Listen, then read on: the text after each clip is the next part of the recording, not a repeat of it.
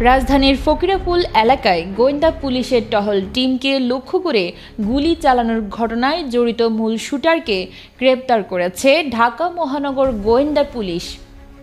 অভিযুক্তকে রাজধানীর একটি গোপন স্থান থেকে অস্ত্র ও বিপুল পরিমাণ গোলাবারুদ সহ গ্রেপ্তার করা হয় বলে জানিয়েছেন ডিবির যুগ্ম কমিশনার হারুনুর রশিদ। এবং এখানে যারা মাদক নিতে আসা আরো কয়েকজন পুলিশকে লক্ষ্য করে গুলি করে পালিয়ে যায় এবং তাদের গুলিতে গোয়েন্দা পুলিশের তিনজন সদস্য আহত হয়।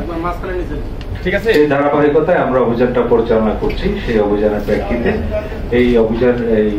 গ্রেপ্তার হওয়া ব্যক্তি একজন পেশাদার অপরাধী ও চিহ্নিত সন্ত্রাসী বলে জানিয়েছে ডিবি। তার কাছ থেকে একটি বিদেশি পিস্তল, একটি শটগান, বেশ কিছু গুলি এবং অতিরিক্ত ম্যাগাজিন উদ্ধার করা হয়েছে। ডিবি সূত্রে জানা যায়, গত সপ্তাহে ফকিরাপুল এলাকায় মাদক বিরোধী অভিযানের সময় গোয়েন্দা পুলিশের একটি দল টহলে গেলে হঠাৎ করে অপরাধীরা তাদের লক্ষ্য করে গুলি চালায়। যদিও ঘটনায় কোনো হতাহতের ঘটনা ঘটেনি, তবে বিষয়টির গুরুত্ব বিবেচনায় নিয়ে দ্রুত তদন্ত শুরু করে ডিবি।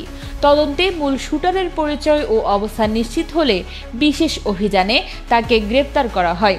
প্রাথমিক জিজ্ঞাসাবাদে আটক ব্যক্তি গুলির ঘটনার দায় স্বীকার করে এবং জানায় একটি সংঘবদ্ধ অপরাধ চক্রের নির্দেশে সে এ হামলা চালায়।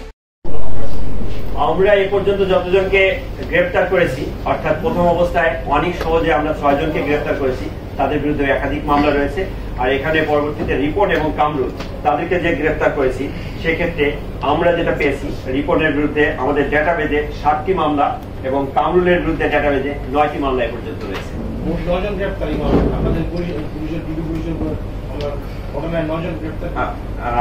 গতকালকে যে অপারেশন, সেটা 3 জন, এর আগে 6 জন, আর মাদকের সাথে সম্পৃক্ত আরো 3 জন, সর্বমোট 6, 3, 9, 3, 12, সর্বমোট 12 জন গ্রেপ্তার হয়েছে।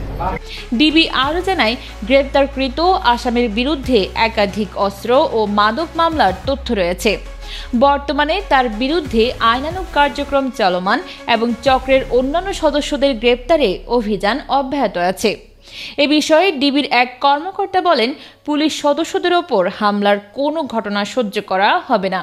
সন্ত্রাসী কার্যক্রম দমন ও জনগণের নিরাপত্তা নিশ্চিত করতে আমরা সর্বোচ্চ সতর্ক ও প্রস্তুত।